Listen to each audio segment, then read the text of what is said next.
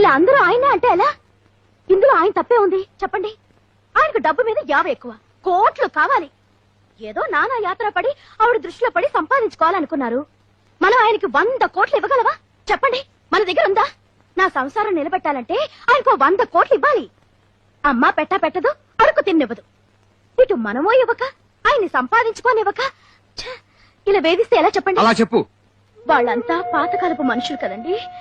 మనుషులు మనసులే ఎక్కువ అనుకుంటారు. పాపం మార్కెట్ విలువ వాళ్ళకేం తెలుస్తుందండి. కోట్లు పారేస్తే ఓట్లు కొనుక్కున్నట్లు మనుషుల్ని మనసుల్ని కొనుక్కోవచ్చు. అంతదాకా ఎందుకు? నా దగ్గర 25 లక్షలు ఉంది కాబట్టి మిమ్మల్ని కొనుక్కున్నాను. శిరీష్ దగ్గర 100 కోట్లు ఉన్నాయి కాబట్టి మిమ్మల్ని కొనుక్కోగలుగుతుంది. రేపు 1000 కోట్లు ఉన్నదాన్ని దృష్టిలో పడితే అది కొనుక్కుంటుంది. మార్కెట్ లో మనీ ఎవరి చేతిలో ఉంటే వాళ్ళదే పై చెయ్యి. నువ్వు నాకు సపోర్ట్ ఇస్తున్నావా? నా మీద సెటర్లు కొడుతున్నావా? చచ్చా, ఫుల్ సపోర్ట్ ఇస్తున్నానండి.